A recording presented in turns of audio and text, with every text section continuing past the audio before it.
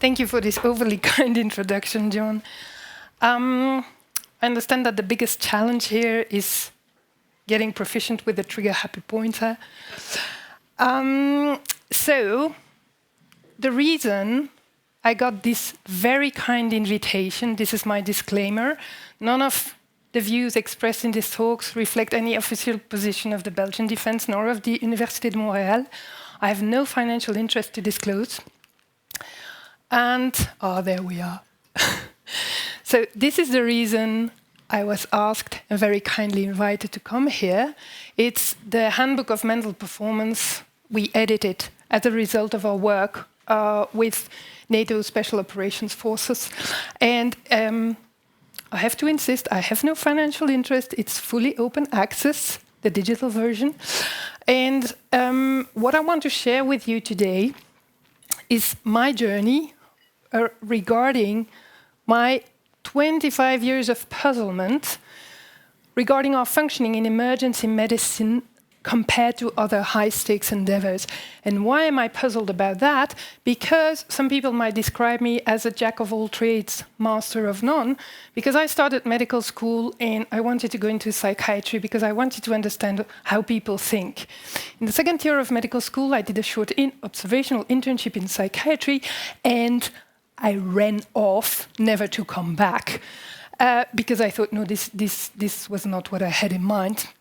So I did a double certification in psychology, because this is where you learn how people think. Sadly, in medicine, we don't learn that. We know all about ion channels and the giant axon of the squid, but we don't know how people think and feel and make decisions. So I entered defense when I was 17. I trained as an active duty military physician. I'm a flight surgeon. I did the emergency medicine track. I went on operational deployments. I deployed with our special forces group. And for defense, for a long time, my research activity was like my expensive hobby. And at some point, they were like, you're getting quite good at that hobby. Maybe we can use this. And so I started a research unit at the Royal Military Academy. We've been working for more than 15 years now, targeting human performance in extreme environments, in niche population. So that's a bit of the background sketch of this story and why I am puzzled about emergency medicine. As Sheldon Cheskas told us, if you want to know what happens in real life, watch The Pit, really. And so 3 questions I want to discuss with you today are, is emergency medicine a high-performance domain when it comes to cognitive performance? When we talk about performance, is it the same as mental health? Is resilience the same as performance? And does a high performance makes you PTSD resistant? And then lastly, can we train mental performance, especially in our population in emergency medicine? Now, mental performance has become, like stress, an umbrella concept. You hear a lot of different things, and it covers a lot of different aspects of this performance. And I like to break it down time-wise in readiness, robustness, and resilience. Readiness is the performance prerequisites you got under your belt before you have to perform.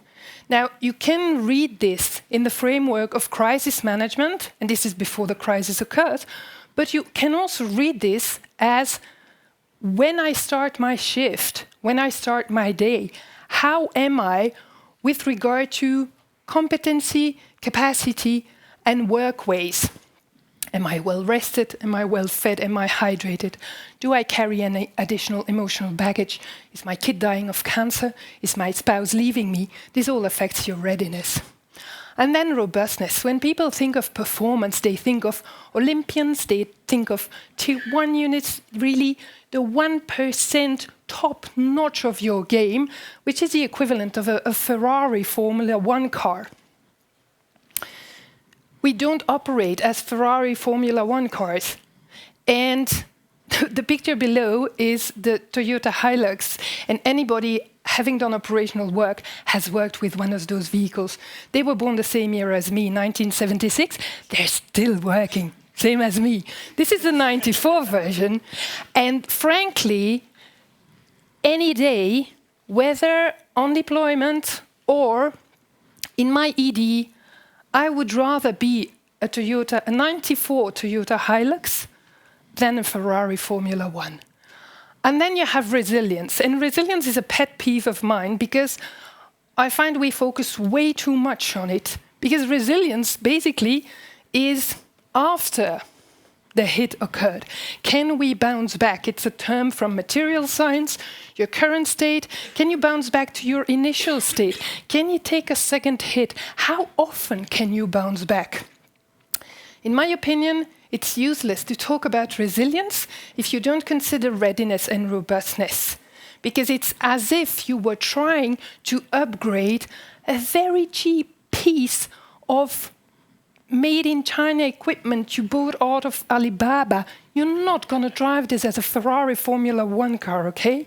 So if you don't invest in readiness and robustness, forget about resilience, it's useless. So my claim, and I welcome challenge regarding that, is that emergency medicine is not a high-performance domain. These are examples of high-performance industries: aerospace, nuclear industry, commercial aviation. And I specifically chose a HEMS helicopter, more specifically from Zermatt, because I don't think it's a coincidence that our most advanced teams regarding human factors are HEMS teams. It's not only because they deal with the caseload of the most critical patients, it's also because they've had this cross-pollination of the human factors approach of aviation because of their air crew. And I will show you later on how different that approach is in aviation. And that's something, I got my flight surgeon training very early on in my military career. And so that has really shaped my thinking of how we do things in medicine. So to me, compared to those industries which are turned super safe in the human factor domain, emergency medicine is not a high-performance domain for those two reasons. Yes, it's high stakes. Yes, it's high pressure. Yes, we can achieve extraordinary things, as we have seen from all the talks so far this week. I feel a bit uncomfortable saying we are not a high-performance domain, because this is like the rock star meeting equivalent of emergency medicine. But this is the T1, the tip of the spear, the 2% of our profession. This is not the norm. The norm, purely statistically speaking, not value assessed, is basically that standard distribution that you find around the mean. And if we are honest with ourselves, what we see this week, what we talk about this week, this is not the norm. This is what we want to achieve. This is what we tend to shoot for the stars. You will land on the moon and all that. But we are not an industry where this is the norm.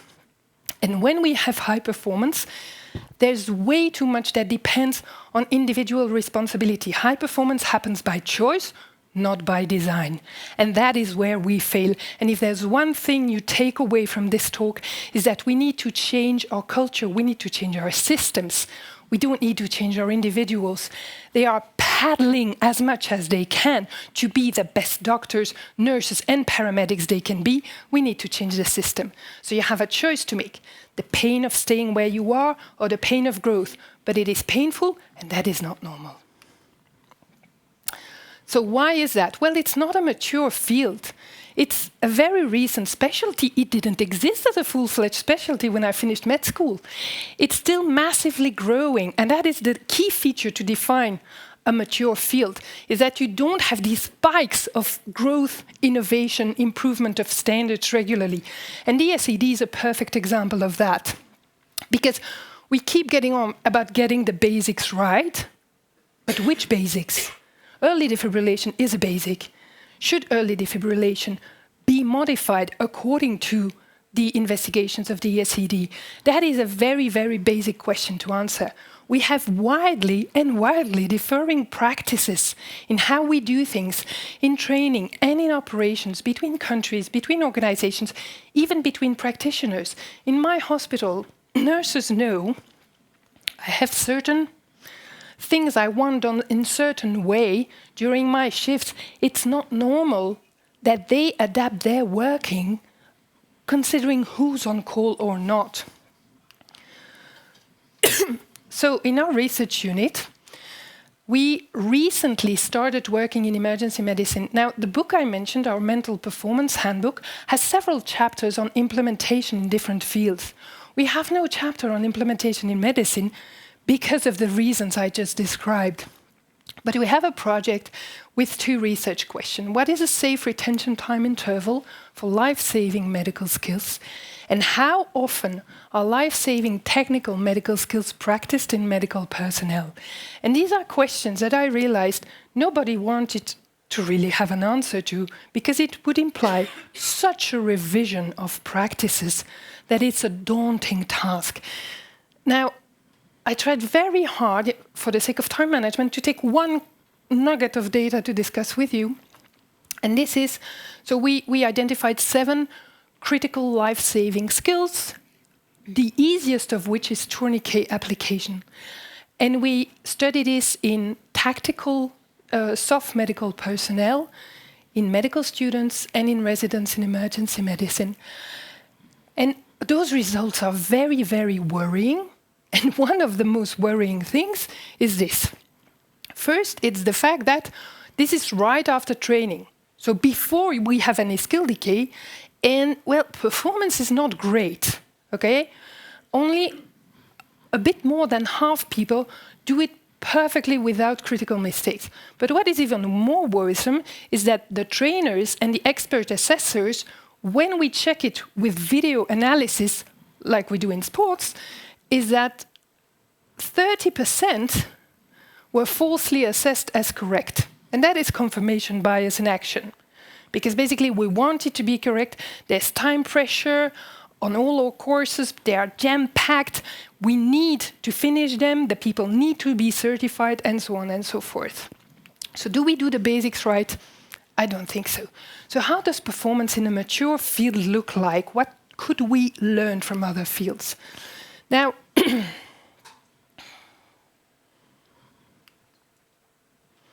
aviation has been doing it right for decades, and I'm sure you've all seen talks or read articles about parallels regarding human factor approaches in medicine and in aviation.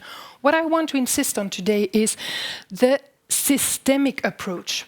So it's about people, environments, equipment, procedures, and it's all integrated in a system. Basically, the driving paradigm is system engineering, application of human sciences, physiology, psychology, ergonomy, but within the framework of system engineering. It's a much broader framework than looking at the human operator and its performance. And who has never heard of the Swiss cheese model? Just so I know how much I need to explain. Good. So we live in reactive cultures. Why has aviation so much, let's say, more maturity in the safety field? Because they had a major disaster in '77, the Tenerife crash, still the most deadly crash in commercial aviation, over 500 deaths. And you could compare, if you look at the NHS, the Elaine Bromley case in 2007 as the English medicine equivalent of the Tenerife crash. I assume you're all familiar with it. If you've never heard of it, it's an elective surgical procedure, really completely trivial, which end up in a cannot intubate, cannot ventilate situation, and where a young mother actually dies from entirely preventable causes. For the sake of time, we won't look at the video now, but I've included this link because really, I think I've seen this about 10 times. Every time I watch it, it gives me goosebumps because it is so shocking, like really shocking. And so we need for really dramatic things to happen before we change the way we do things. And what is very interesting in this Swiss cheese model is that it kind of takes the pressure away from the provider, the individual operator, to indicate how all these systemic preconditions make for failures waiting to happen, waiting for us to be tired, hungry, equipment failure, to actually create patient harm. And so it takes the blame away from the individual operator.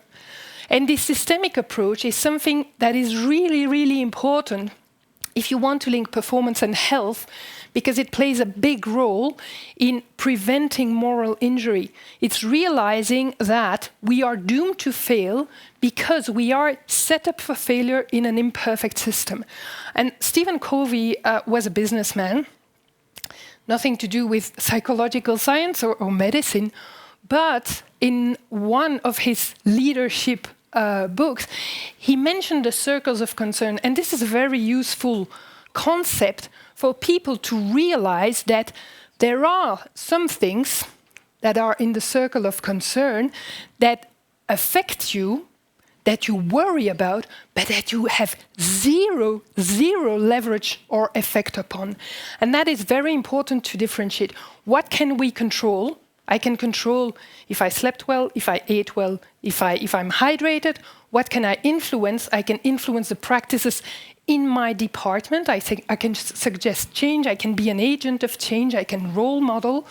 And then I am concerned about the budget choices of my government, like we heard this morning, but there's nothing I can do about it. That systemic approach was very apparent in the data from another project we ran in 2018, and that was like a sweet spot for us to investigate stress and coping in emergency medical personnel, because we had the 2016 terrorist attacks in Brussels, double hate explosion at the airport, explosion at a very crowded subway station, a couple minutes after 8 a.m. in the morning. And we had, in 2017, the deployment, several rotations to Iraq, Operation Enduring Freedom, the Battle of Mosul. For us, Belgian medical personnel, it was the highest intensity conflict we had ever been deployed to. And so we had major caseload, major trauma, very difficult tactical conditions.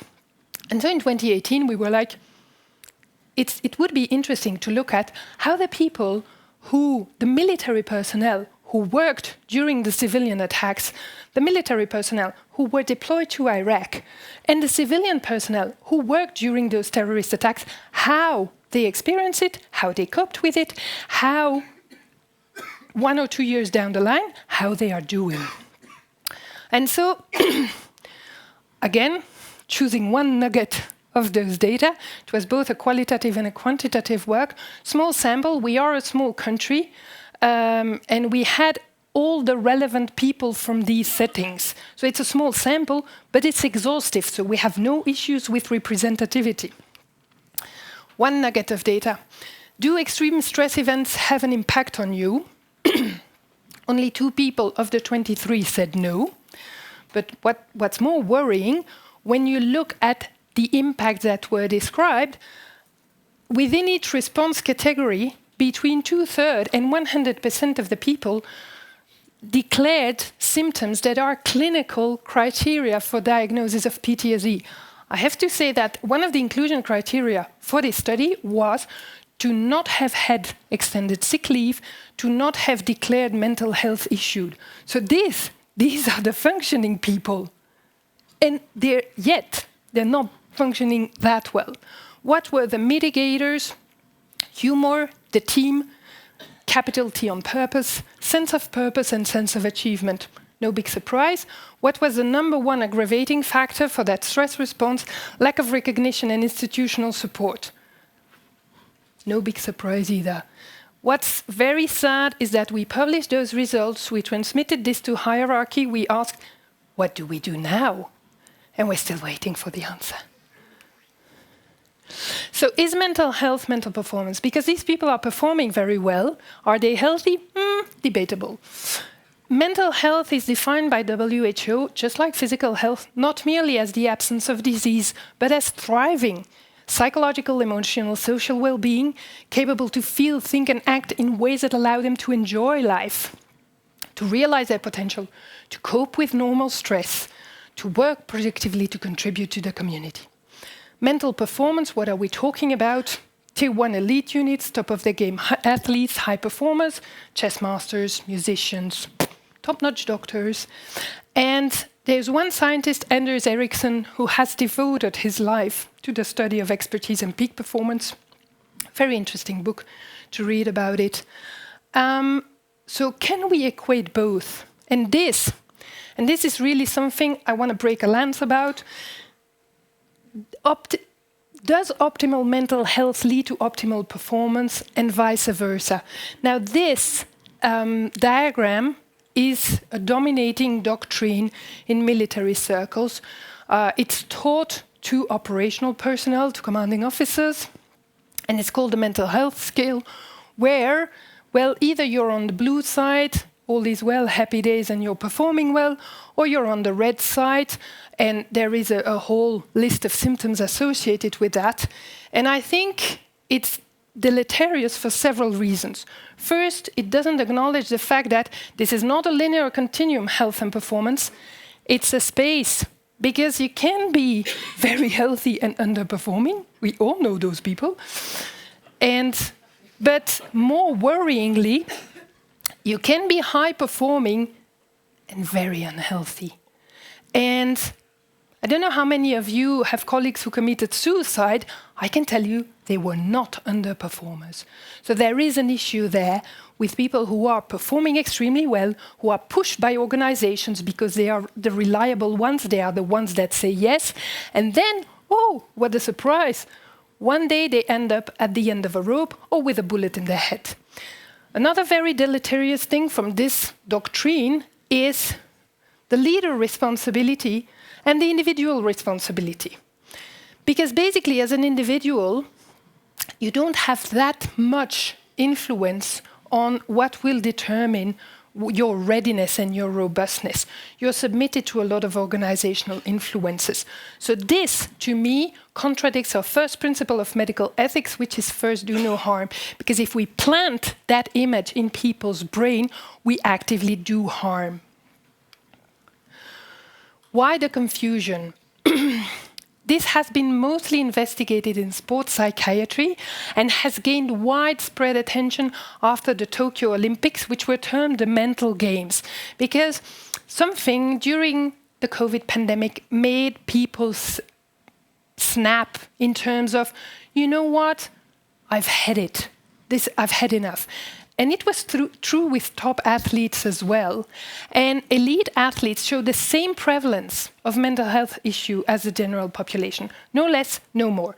But when we look at prevalence numbers, elite athletes are in the age range that is most at risk. The 18 to 25 age range, where we see prevalence numbers of 33. And these are 2024 numbers, so my guess is they have gone up. So can overachieving be healthy? Yes. But it's not a continuum, it's a space. Basically, your performance and your mental health are not related. Top performers may be successful despite coexistent mental health issue. Top performers may have chosen their area of performance to cope with an issue. And top performers may have vulnerabilities regarding mental health, like every one of us. Some people have a depressive streak, some people have a manic streak, some people have a schizophrenic streak. Mental health is not a black and white thing, but those vulnerabilities are precipitated, worsened by the features of elite sport, by the inordinate pressure it puts on people. So can we improve mental performance and mental health? Yes, for all the compound aspects of the umbrella term, readiness, robustness, resilience, but there's no free lunch and there's no magic wand. It's time and resource consuming, so it's worth checking that we have some boundary conditions in place. Because mental performance improvement is the cherry on the cake. So you need a cake, you need icing, and then you can start thinking about a cherry. What is your cake? Well, this is Maslow revisited, right? Sleep, nutrition, physical activity, the 3 pillars of health of the WHO. Think, honestly, about all your colleagues in first response. Think of how many people have their ducks in a row regarding those 3 pillars. Not many, okay? And I can tell from this room we are not representative for our field. I don't see obese people. I don't see chain smokers. I have no opinion about alcohol consumption. So, beside those basic, another one where we fail brilliantly in medicine is healthy work environment. We have one of the most toxic work environments you can imagine. So, big homework there. Belonging, community ties are things that require time. If you work 90 hours work week, when are you going to invest time in belonging and community ties? And that depends very much on your team and your organization, sense of purpose and fulfillment and recognition. Again, not great. So can we train mental performance? Yes. What are we talking about when we talk about training? We are talking about teaching and about practice. Teaching is about knowledge, skills, and attitudes. Knowledge is the foundation. It's psychoeducation. It's, when I talk to military people, know your weapon system, okay? We tell you how to use 10 types of assault rifles, the ones your defense buys, the ones your opponents buy, but we don't tell you anything about the one weapon system you carry with you at all times, how to best use it, what the caveats are. And then you have to practice some skills. It's very good knowing that breathing is the window to activating your autonomic nervous system. If you don't practice tactical breathing, if you don't practice arousing or calming, it won't serve you. Mental imagery, mindfulness are all skills. If you don't practice them, it's useless. Teamwork, communication, collaboration. We've all had lectures about that. If you don't practice it, it's useless. Knowledge does not equate behavior change. And then attitudes, the mindset. And for emergency medicine, there's a specific aspect that is absent from our training, and it's really, really sad. And there's a psychological aspect. So as a clinical psychologist, you have to follow some sort of therapy and supervision to not bring your own problems in the therapeutic relationship. As a medical doctor, nobody bats an eyelid about your biases, your traumas, your neuroses, your sexism, racism, classism. Who cares? So you have to clean up your mental cobwebs to serve your patient population. And then, and that is specific to our line of work, you have to make peace with mortality. And that is a spiritual aspect. Now, whether you find this in religion or in another practice, this is something you have to address. If you haven't made peace with that, you're going to hit a wall. The question is not if, the question is when. And this is completely absent from our training. So that's all the teaching. This is not a 2-day seminar, right? And then you have to practice it. And that's transferred from a brilliant book from Daniel Kahneman, Thinking Fast and Slow. And if there's one book you read about mental performance, it should be this one. He won the Nobel Prize for Economics because of the influence of his work in decision-making. And basically, he described our brain as working as two systems. And we like to think of ourselves as system 2, analytic, rational, constructed thoughts. But this is a slow part of our brain, and this is the minimal part of what we do, because most of our intellectual activity is actually effortless, intuitive, outside of our conscious processing. And when we learn something new, we basically acquire it to deliberate effort through system 2. And that's the cognitive stage and the associative stage, where you have to make sense of the knowledge you learn, and then you have to practice a skill. Whether it's breathing, intubation, driving a car, you have to coordinate motor activity to link those intellectual concepts to actually doing something, and that is all learning. And then, if you want to be able to use it under stress, or use it while your conscious brain, your system 2, is doing something else, you need to get to the automatic response stage. And that is training. And that is the part we never get to for the sake of time. But that is the part that automatizes our training. And this is true for tactical casualty care and for mental training. And the problem is, with existing mental training, we never get to the actual training stage, so we stay at the peak of Mount Stupid. Then you might say, yeah, but surely you go back to work, you train on the job, and experience creates expertise. Well, that might be true in some lines of work, not for us. Because you know what? As we age, we become worse physicians. This has actually been investigated. And the first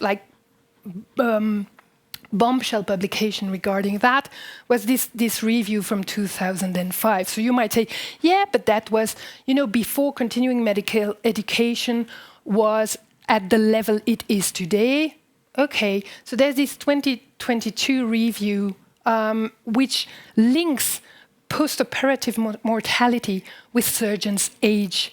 And there's a clear link, not in the middle age range, so the let's say 40 to 55/60, but after 55/60, yes, your performance really goes down. And so, no, experience does not create expertise, because practicing, just forming habits, is not the same as deliberate practice. Deliberate practice requires feedback. And this is something I struggle with in my practice as an MD, because as a senior supervisor in my ED, I don't get feedback anymore. And I'm very, very uncomfortable with that, because I feel like, yeah, but okay, and if I am wrong, who is going to tell me? It takes assertive juniors to tell you, no, actually, we don't do that like this. No, actually, this has changed. So I, again, as an individual choice, want to get better at what I do, want to keep educated, but it's an individual choice, and that is not normal. So how not to tackle mental performance, making the individual responsible for systemic shortcomings, targeting resilience when you have neither readiness nor robustness. We learned this the hard way during COVID. We didn't change our ways of working despite what came really hitting us in the face, and trusting self-proclaimed experts with your training, because that was the reason we published this book to begin with, is to empower people to actually make the difference between the snake oil sellers and the people who can actually train your workforce. So optimize all you want, but putting lipstick on a pig doesn't make it anything else than a pig. And so during one of the fireside sessions last night, somebody asked, yeah, but if you want to change the ways you work, how do you do that without getting exhausted in the process? And I think that we are all adrenaline junkies, right?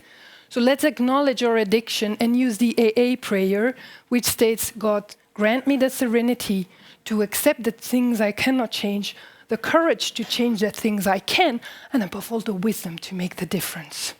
Thank you for your attention.